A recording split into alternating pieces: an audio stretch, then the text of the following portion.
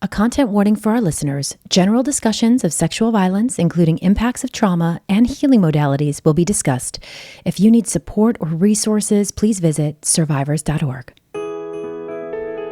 Hello and welcome to another episode of survivors.org podcast, helping survivors to thrive after trauma. I'm your host, Angela Rose, and this episode is brought to you by Color Street. Color Street Nails is a creative beauty brand with limitless possibilities. I am so excited for our guest today. This is going to be a really important conversation. We have Sochil Martin.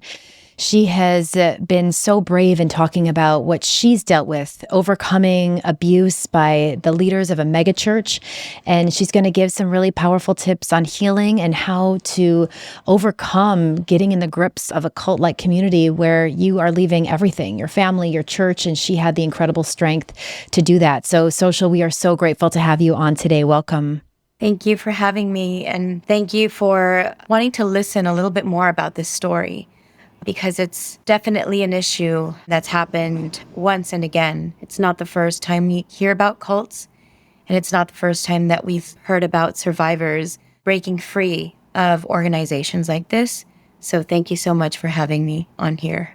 Oh, thank you. It's truly an honor. And from what I read about your story, there was abuse that went on for about 17 years. Is that right? Do you want to give us a little bit of background on your story? Right. Well, I was born into the organization. I was fourth generation, which means I go back to my great-grandparents who were in the same organization, La Luz del Mundo, or as they like to call it now, We Are Light. Yeah, and so grandparents, and then mother, and then myself.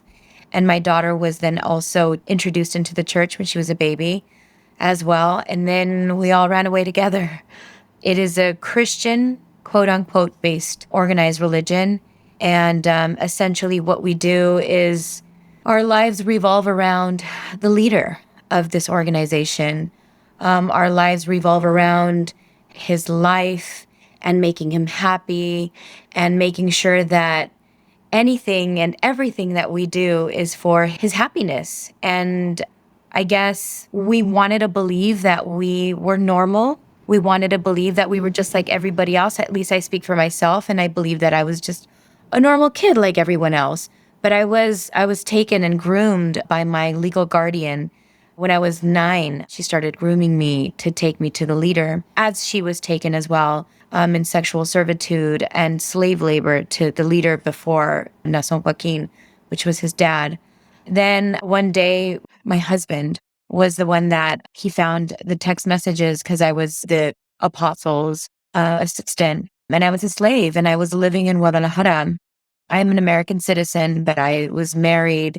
And then the apostle took me again and had me living in Guadalajara. But when my husband finds these messages, he's broken completely and didn't understand what was going on.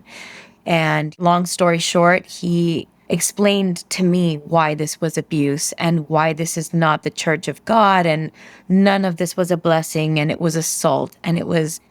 Oh, and in that moment, I broke. I shattered in 100 million pieces. I still didn't believe it.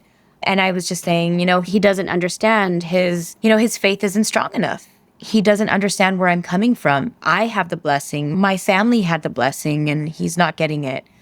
And then bishops come down and they try to buy us out, try to silence us out. And I'm like, whoa, this is a corrupt organization, and I don't know what I'm doing here. What were my great-grandparents thinking?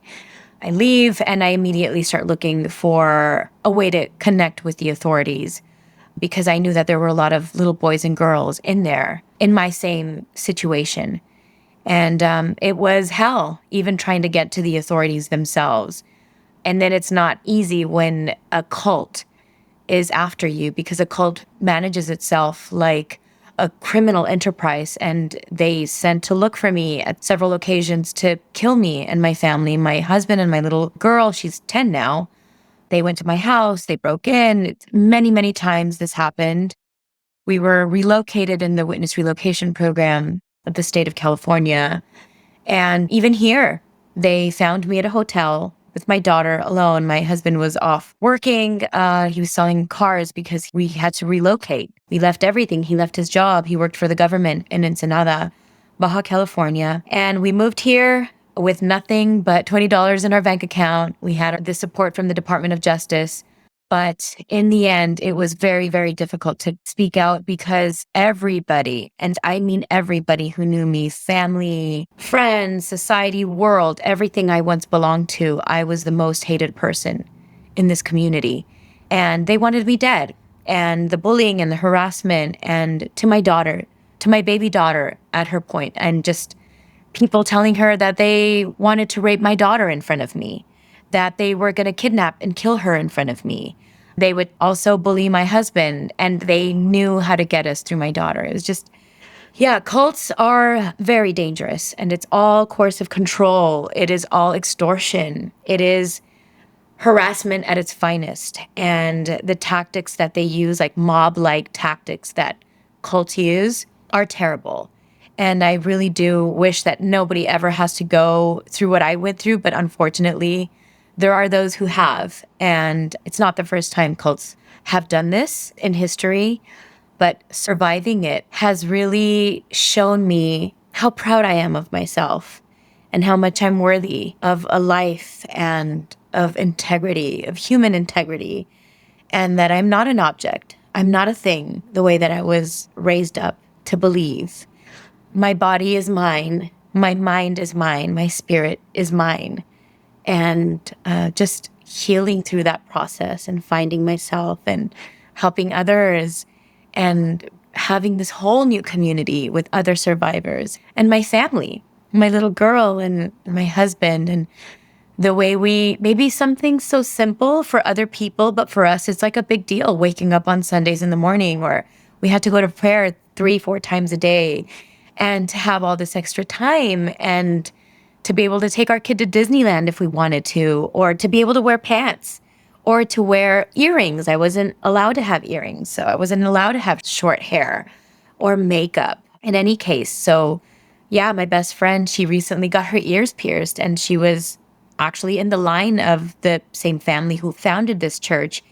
And she's my best friend now. So it's a very weird relationship that we have, but we just found each other in this very broken world that we live in. And unfortunately, her family initiated this cult, but 4 generations after, we've just come together, her and I, and we've really understood each other, that we were both survivors and we're both really healing in this process. And so she said to me, I don't think anybody understands what a big deal it is for me today.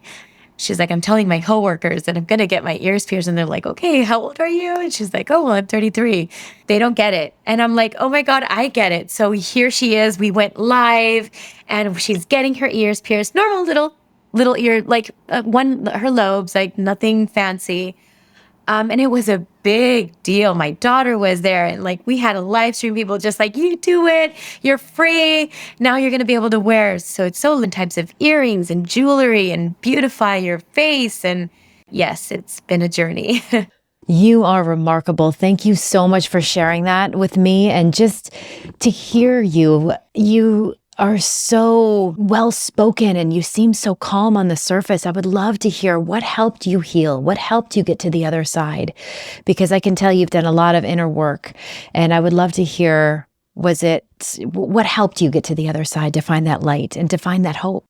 The hope and the strength that I get to keep moving forward is really just helping other survivors and pushing through, and I'm really focusing on legislation right now, is where my whole heart is, and focusing on an education program that we tend to push in. It's sort of like a blueprint right now. It's not really, we want to push it into public schools where we educate children and aware them on abuse and educate children on mental health. It's all about mental health in the end, physically healthy, mentally healthy, your mind. That's something that I really have hope that, hey, it doesn't end here. We're human, and human beings can be just beautiful, and it's not all bad and it's not all evil. But in any case, last year, I had a mental breakdown and I ended up in the hospital.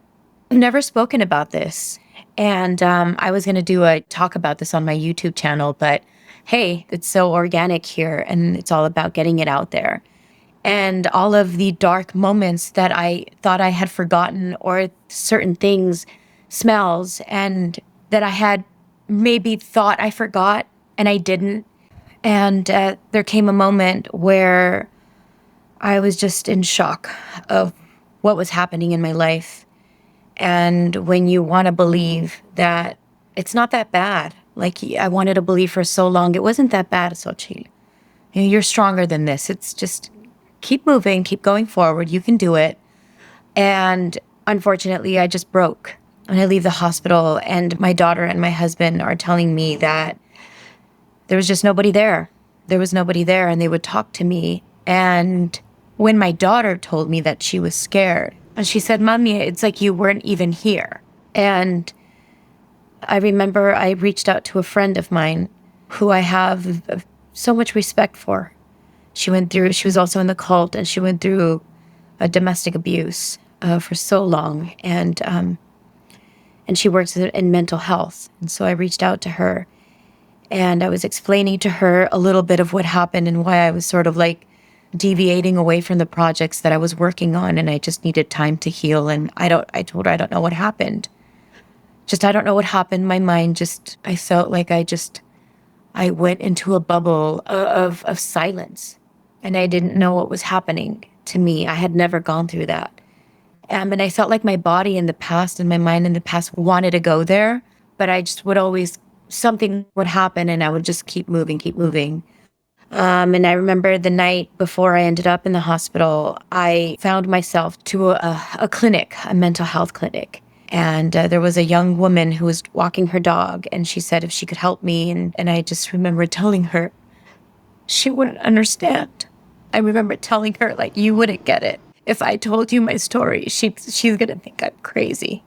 And I spoke to her a little bit, and she said, I work a few blocks away, and it's a mental health clinic and like suicide hotline place where they help. And I remember coming home, and I couldn't get the name out of my head. In the moment, that's all I could think of. And I just remember coming home, and I was like on autopilot. I just remember coming home, and I sat down, and I guess my husband thought that I was hurt or something had happened to me.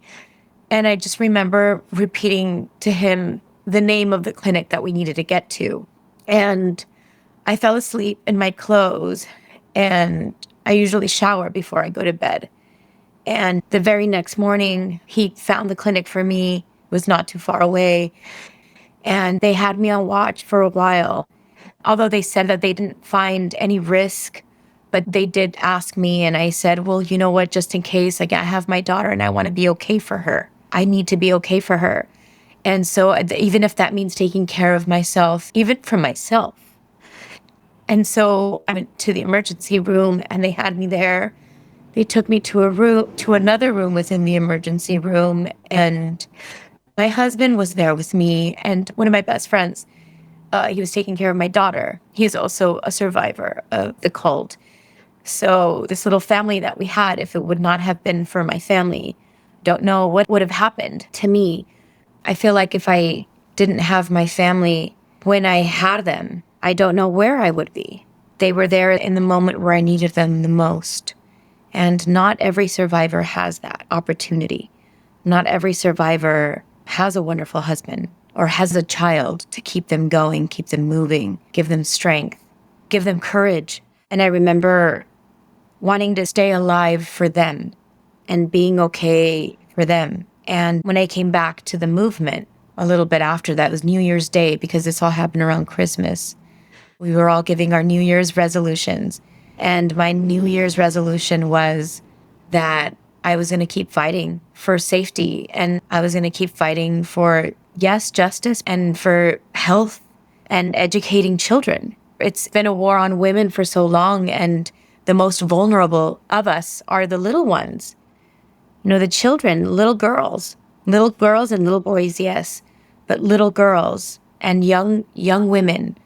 They've sexualized us, and they've used our bodies and our minds and our spirits and our person as objects. And I lived it. And I come from fourth generation of slaves.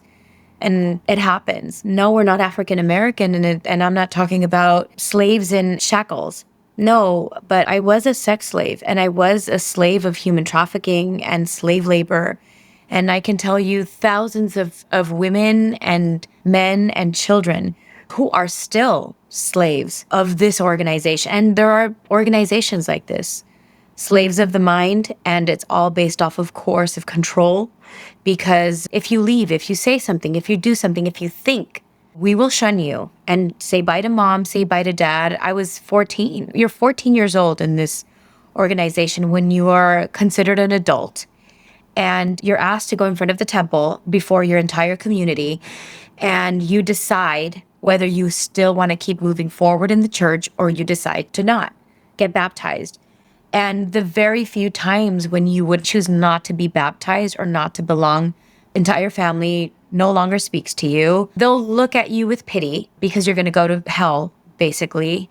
Even in, when you're with families. And I'm saying because I had brothers or cousins, family members who, when they decided to sort of leave the church, not go against the leader, but just leave the church, this is what happens to them. They're not good enough to be part of the family. But when you go against the leader, then that's when you're stepping on very dangerous territory. And when you're in the inside circle and you choose to speak up about what you know, then you're stepping on very serious ground, because you're talking about politicians now that are involved. You're talking about major companies that are now involved. And these are Mexican and American companies. This is an organization that's around the world, 57 countries.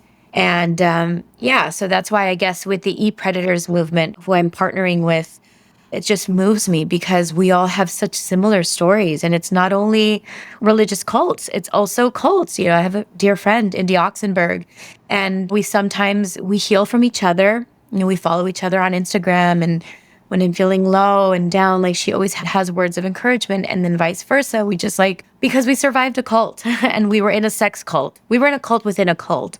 And so we just, as survivors, we sort of feed on each other's energy and love and compassion. And Alexa, who is the organizer of the Eat Predators movement, she has such a compelling story. And I remember when she told me for the first time, we were doing boards for that second rally and protest that we were going to do against red light for being enablers of these predators. And we just keep saying, it's like, yeah, they did it, but they have a world of enablers. In my case, it was the bishops, and you have these businessmen and politicians, but then you have the music industry and the entertainment industry, and it just keeps going broader and broader. And then there are survivors, like Neela, she has a story so powerful of her predator who she had a baby with her predator. And can you imagine the domestic abuse that went on in her life? And it's just all of these predator stories. I listen to them and it's like, oh my God, I'm not alone. I am not alone. It's just, it happened to her and it happened to her, and we just have different stories. I am not alone. But how can we help each other to just keep going for our little ones, to keep going for other little ones, even if they're not ours, but just stop the cycle of abuse. Just stop it. Stop the war on women, stop the war on children, stop violating us, stop taking advantage of us and using our bodies as weapons against us. We are human beings. Women, we are human beings. Children are human beings. We're hoping that platforms like this, they really can help us. And I think that the Eat Predators movement is just going to keep growing. It's just going to keep growing because it's a survivors-led movement, and we're all coming from different backstories, and we're just going to become this one massive movement. And we're working on taking it to Mexico as well. So I think that mental health awareness is something that should be legally spoken about in our education system. When I spoke to Elisa, my friend, who was in mental health when I had my mental breakdown, and I told her everything that had happened, and I was crying like a child, and I was in a re-victimized mode, something I hadn't done in a long time. And I said the meanest things to me. I said that I was not worth it, and that's why this happened to me, because I was such a piece of shit. And I said the meanest things to me. Like, that's why this all happened to me, because I didn't deserve living. Like, I was so mean to myself, and I had to understand, and my friend Elisa helped me understand, because she works in mental health, that it's normal. It's normal what happened to you. We're human. Can you understand everything that happened in your life? And you expect to keep going, and your body to keep moving you forward, and your mind to be just absolutely okay, and like nothing ever happened. And I'm like, wait, she's right. And she started sending me links, and I am now very interested, and I read a lot on mind and spirit, and finding and validating the abuse that happened to the little you, to happen to the teenage you, the 20-year-old you, the 30-year-old you, the you yesterday. And to say, hey, like, you're amazing. Like, you're human. Keep moving forward, because we're human beings. And this is a beautiful life if we understand that we're not perfect, and life isn't perfect. And sometimes things aren't fair, and I get it. But just be the best person that you possibly can. Help when you know you can help. And be the best version of yourself, not what is good, because that word was shoved down my throat for so long. And it's not being good. It's just be better for yourself, first and foremost. And then for those who love you and who you love. Well, what a light and what an inspiration you are. I would love for people, if they would love to connect with you or engage with you, can you give us how to find you on YouTube or social media? Yeah, I have a YouTube channel, a healing YouTube channel. It's sochilmartin.healing. You guys can look me up, and you guys will probably find my name. It's called Healing, and it's really much about just my journey and finding myself and finding myself. It doesn't have too many followers. I'm just kind of getting other voices out there from the cult that I was in, and sort of talking about what happened inside and how we live our lives today. And then I'm on Instagram as sochilmartin.healing. And I have a lot of reels that focus on freedom and what is freedom, and finding my voice and support with the e-predators movement, and other future projects and organizations that I'm also partnering with that are incredible. And so, yeah, I hope that they can follow us and see what we're all doing. And also, maybe if you guys can follow e-predators, I think it's something that we need now. And it's coming. I think it's time. It's time. Well, you are such an incredible soul, and your story just really just gives so much strength to me personally and to all the survivors. Thank you for your voice. Thank you for your vulnerability. Thank you for your courage. Thank you for your openness. I am so incredibly inspired, and my heart is with you. I'm giving you a huge virtual hug for sharing your experience with us today. So for anybody watching, again, we thank you so much for joining us for another episode of the Survivors.org podcast, helping survivors to thrive after trauma. Again, this episode is sponsored by Color Street Nails, a creative beauty brand with limitless possibilities. Remember to love yourself, support each other, and together we can change the world. Thank you.